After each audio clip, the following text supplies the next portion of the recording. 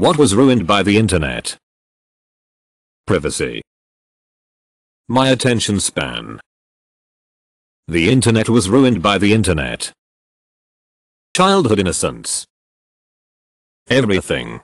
Thanks Rule 34. Is that the song from TikTok? Blockbuster. Trivia Pursuit night at the bar pub.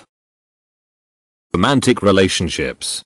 People on social media spread oodles of toxicity and make you overthink every little thing. It's insane. Faith in human decency. Step relatives. Yard sales. All the good stuff gets sold on FB Marketplace, Kijiji, etc. now. Going to the public library. Secret menu things. Before the internet, you had to really find out about certain things in the world. A beautiful campsite where only a few people know about it. Some hidden rules in Disneyland, etc.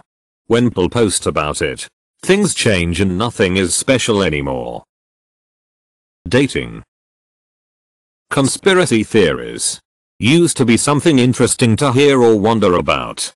You would randomly or rarely meet an actual conspiracy theorist or see one in a movie. Now everyone has an aunt or uncle or friend who has just gone off the deep end and it's just sad. Relationships. Tourism. Seeing Instagram makes me vomit. Human interaction. Privacy. Kids these days don't even know what they miss. Almost everything, honestly. Information is so easy to access now, but also it's just as easy to pump fake and incorrect information out just for likes, views. Social media. We should have stopped at emails. Vaporian. Society. Conversation. People either are clueless, impatient or lazy, and I think the ease of use and shortcuts, as well as some character restrictions in certain places, helped fuel that. Plus when you post on places like this or any comments section, there's always got to be a pointlessly argumentative someone trying to be funny, someone trying to troll you, straight up abuse, and very occasionally, sensible, decent responses. I could post an opinion or make a comment about something so innocent or mundane and I guarantee you, it'd be spun and twisted before long. I don't really like apples, so you're saying fruit is and it's all the Jews' fault? I hope you die. Like, goddamn. Subcultures. Remember the time when there were punks, emos, skaters, hip-hop kids, etc.? I feel that this visual distinction and identification with a certain group got lost in the past 15 years or so. Not sure if it was the internet that ruined it, though. After all, at least in the early 2000s there was still MySpace and stuff that kind of was a part of it. Mental health. Urban legends that scared the crap out of us kids. Interpersonal communication. Remembering anything useful. My childhood.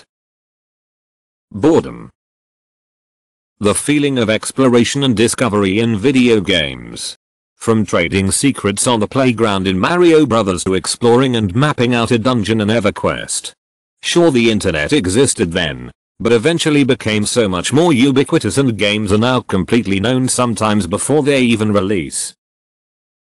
Natural landmarks and monuments, state parks, national forest, hiking trails. Encyclopedias. I would actually love some encyclopedias from the 1800s and those gold-edged Encyclopedia Britannicas from the TV ads in the 1990s. Childhood. People's behavior. Everyone thinks real life is like being online, and no longer know how to behave. The music industry OFC.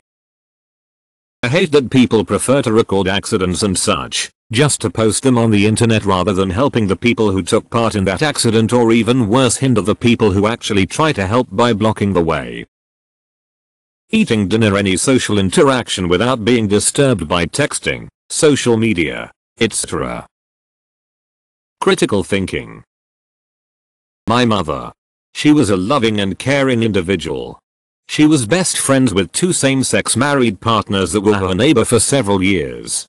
Now, All he does is bash anyone that doesn't support Trump and hates all things that could slightly be construed outside of male and female.